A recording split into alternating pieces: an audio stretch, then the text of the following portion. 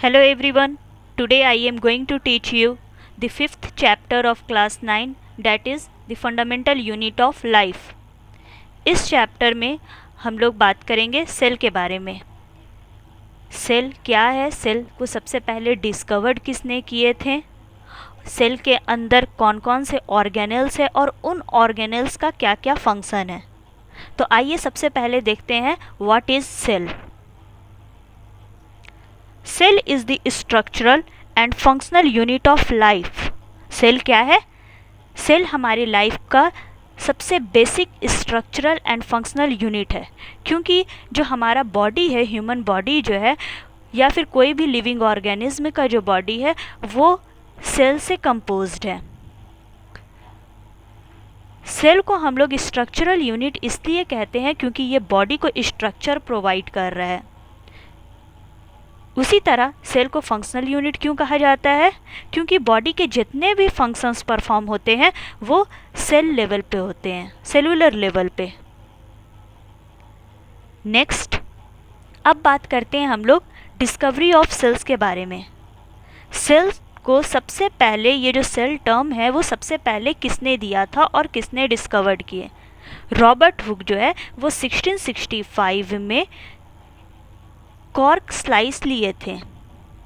इस cork slice को वो बहुत ही सिंपल लाइट माइक्रोस्कोप में देखे थे, क्योंकि उस टाइम जो था बहुत ज़्यादा एडवांस माइक्रोस्कोप नहीं हुआ करते थे।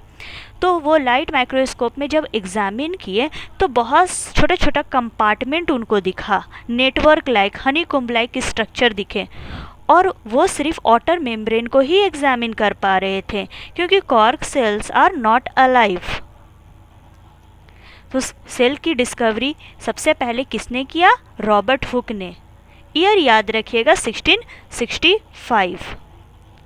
नेक्स्ट, अब बात करते हैं हम लोग ल्यूवेनहुक। ये जो साइंटिस्ट हैं वो 1674 में पॉन्ड में सबसे पहले ये लिविंग सेल्स को डिस्कवर्ड किए थे कि पॉन्ड में जो है वो लिविंग सेल है। Next, nucleus. हम लोग जानते हैं कि सेल के अंदर न्यूक्लियस प्रेजेंट होता है और इसी न्यूक्लियस के अंदर जो है जेनेटिक मटेरियल है।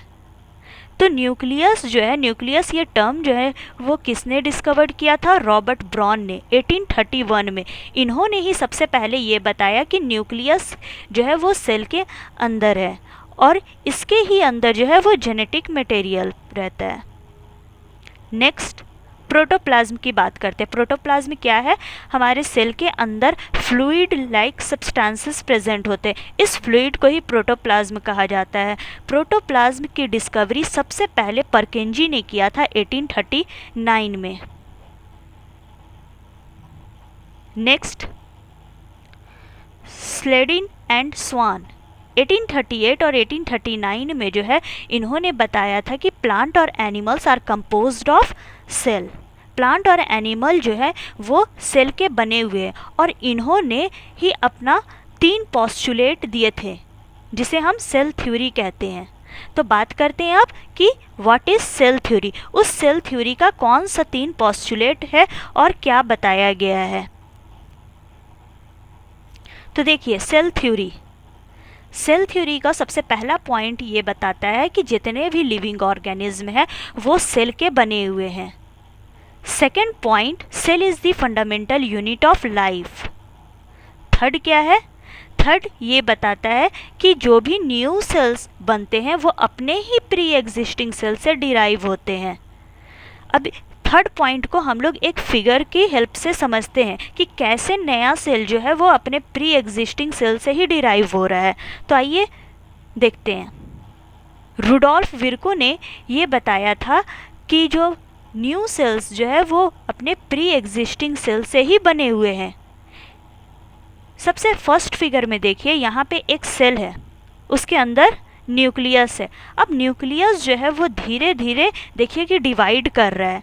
ये न्यूक्लियस जब डिवाइड, सेकंड फिगर में देखिए, जब न्यूक्लियस डिवाइड हो गया तो धीरे धीरे उसके बाद जो है जो सेल मेम्ब्रेन है वो डिप्रेस्ड होना स्टार्ट हो गए। थर्ड फिगर में देखिए कि सेल मेम्ब्रेन जो है वो दोनों साइड से जो है वो डिप्रेशन कॉज कर रहे हैं और डिप्रेस्ड